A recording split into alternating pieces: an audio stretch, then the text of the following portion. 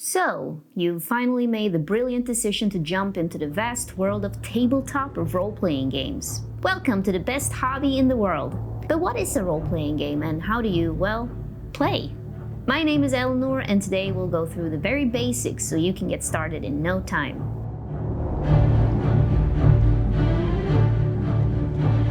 Board games, strategy games, and playing roles are all ancient human activities. We've done it in several variations throughout our entire history.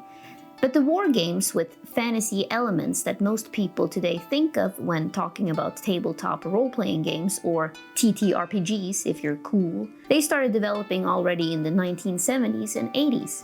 One of them was the Swedish Drakar och Demoner, or Dragonbane.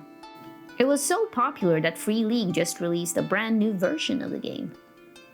But fantasy and epic tales are not the only setting that you can play in. There are many other worlds and universes out there that you can explore.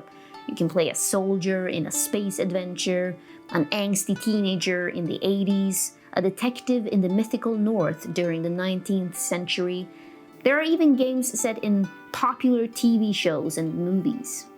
How the games are played is different from every table and every game system. Some are very low-key and chill, whereas some are more competitive with a heavy focus on strategy and the rules.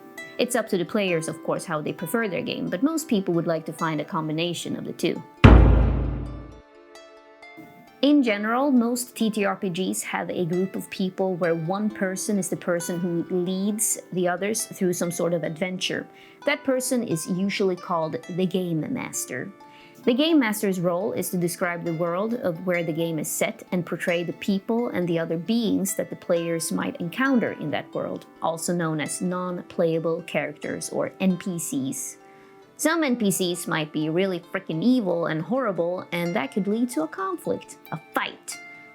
And that's when it's time to break out the dice. Since the dice adds an element of randomness to the game, no one, not even the Game Master, can decide the outcome. Each table therefore gets to tell a completely unique story, which is pretty awesome! The others at the table, they portray characters that they've created before the game started. And depending on the rules, these characters follow certain game mechanics and usually have different skills that are useful to the group and for exploring the world. For example, some characters will be really fast and stealthy, some are extremely strong, some are wise, some are manipulative, some might even be inspirational. And some might just be useless, like most of my characters, because that seemed fun at the time. But the general idea is that the people at the table immerse themselves in their characters and the world that they play in. And then, as a collaboration, they will all find out what happens in their story. And that's roleplay. So where do you fit into all of this, and where do you start?